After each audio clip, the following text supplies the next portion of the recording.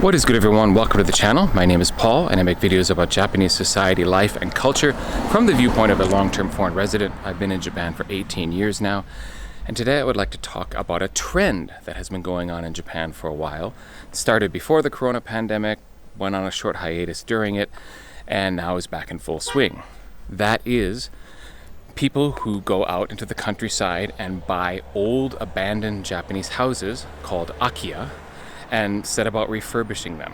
Now, you can see a number of vlogs on YouTube of foreigners who are vlogging in English about this process and how they got the akiya and the kind of renovations they're doing, etc. And some of them are really, really interesting. Some Japanese do this as well, of course, and it's become a way that people can kind of live a Japan dream, so to speak, in a house that isn't terribly expensive.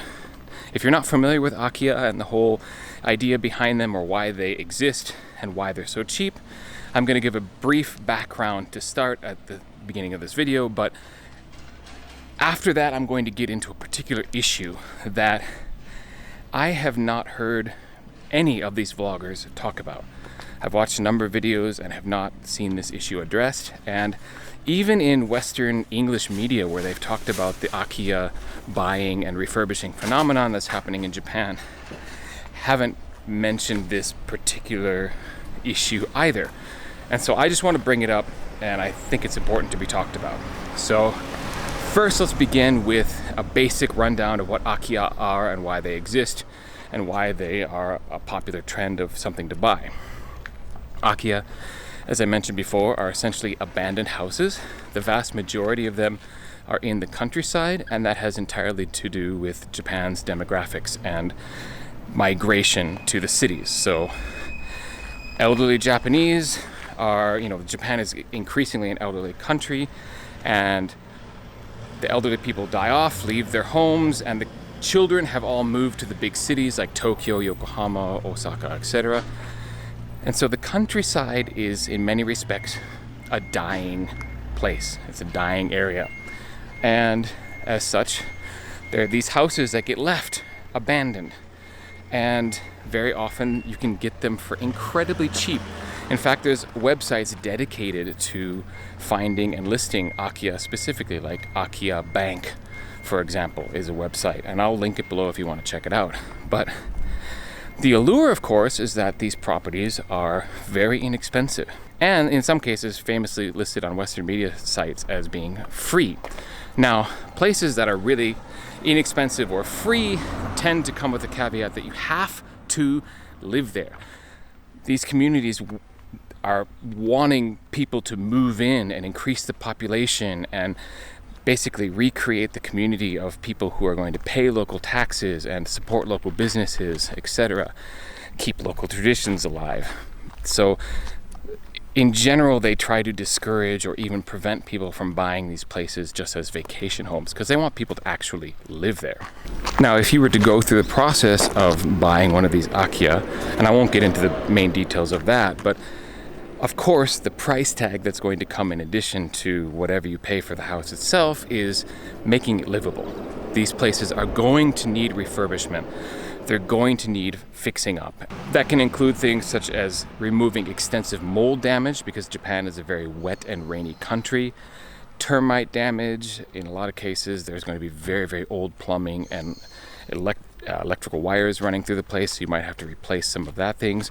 Certainly fixtures. I mean, you may not have to replace the plumbing in the walls necessarily, but probably you might end up with a 1960s era squat toilet, Japanese style toilet, and maybe you don't want that as, the main toilet in your home. So you'd have to replace a lot of fixtures, baths, sinks, a lot of work. And honestly, like, the people who get into this really enjoy it. You have a lot of people coming who have this kind of refurbishing, renewing experience that they know what to do. They have the experience on how to refurbish things themselves and then hire contractors to handle things that they themselves cannot. And in the end, the idea is to come out with a nice house that you've customized essentially to yourself and to your tastes, and you've saved a lot of money in doing so.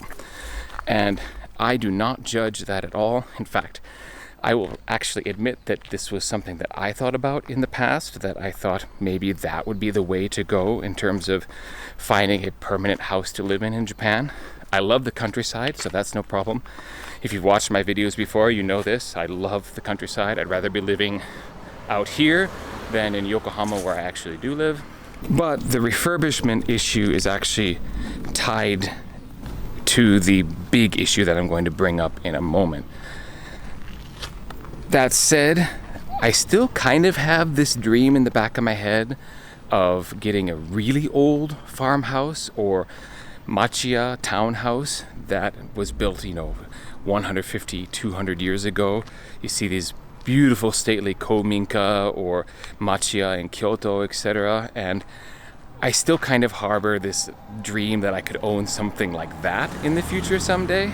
The akiya that we're actually talking about mostly today are homes that have been built in the past 20 to 70 years.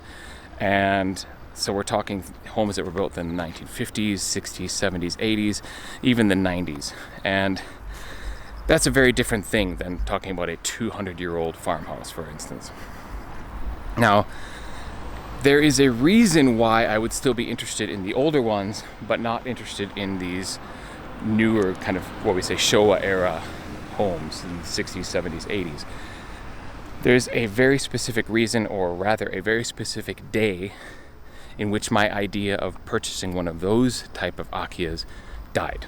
And that day was March 11th, 2011, the day of the Great Tohoku earthquake. The thing is, you can do all kinds of wonderful refurbishments to make the house seem new and nice and livable, but to actually refurbish it to withstand a major earthquake, that would take expertise and contractors and a lot of money, so that you would probably be better off just buying a new house rather than doing the old house. And having lived through that earthquake, after that I had zero desire to live in a house that I didn't have a fair amount of confidence in that it would withstand a major earthquake. And we all know that Japan is an incredibly earthquake-prone country, and that experts have been saying that in the next 10 to 20 years, we have like a 70% chance of a big one hitting. And it's all very dire sounding stuff. And as a result, akiya is something I decided was not for me.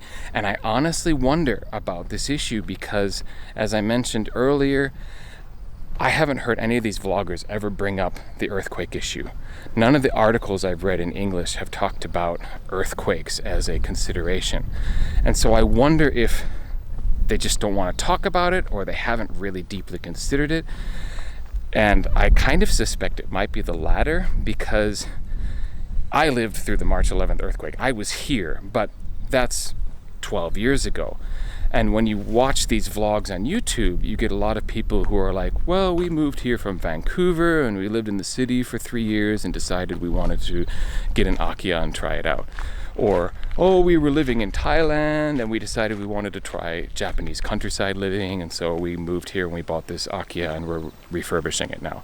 And again, there's nothing wrong with that. And if that's what you want to do, I think it's fantastic. Some of the refurbished jobs that I've seen have been absolutely spectacular, and I'd be like, I really want to live there. That's a cool house. But knowing, or rather not knowing, what is actually in the guts of that house in terms of how well it's going to withstand a quake, I don't know. And the people who, as I mentioned, they've been living here for 5-6 years or so, or maybe even less than that. How far have they gone to consider the earthquake issue? Because after March 11th and living through that, I knew that I wasn't going to ever risk my life, the lives of my family, by living in a house that I wasn't reasonably sure was going to withstand a major quake. And that was a big deal when we chose our housing company. We compared the different companies to each other and their earthquake proofing technology, and we were very careful in choosing the land on which we built, and we're not near any water sources like rivers and things that could be affected by a tsunami. we're not at the base of or the top of a cliff that could fall in a landslide, which happens in Japan all the time. You hear these horrible news stories about homes getting buried in a landslide because they were situated right under a hill. And so the disaster possibilities became something ever present in my mind when we were building our house and choosing where to build. For me, the idea of an Akiya just became a risk.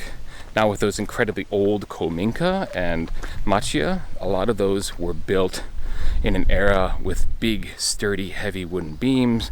They were built to withstand earthquakes. The deal with the Showa era buildings is that post-war, a lot of houses went up that were very, very cheap because they just needed shelter and needed homes to be built as quickly as possible after basically everything was bombed into oblivion at the end of World War II.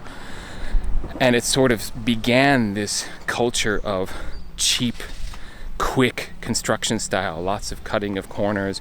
And so a lot of those older houses literally were built with very, very poor chance of surviving a major earthquake. And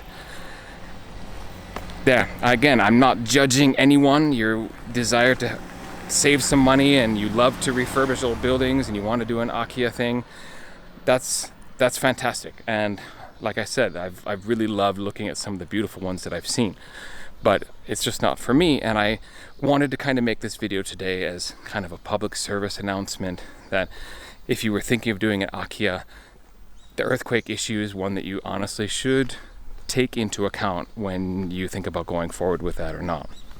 I'd like to know, anyone watching this, you clicked on this video because you are in the process of buying or refurbishing an Akiya, make some comments in the comment section below. I'd love to know what your thought process was on this and how much you thought about the idea of earthquakes being an issue.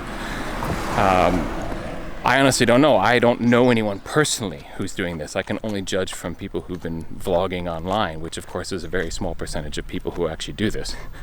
I'd love to hear your comments if you're in the middle of that. And anyone else who has some opinions or ideas or experiences that you'd like to share, join the conversation below. But at any rate, I want to thank you very much for watching this particular video, and I will catch you next week. Peace.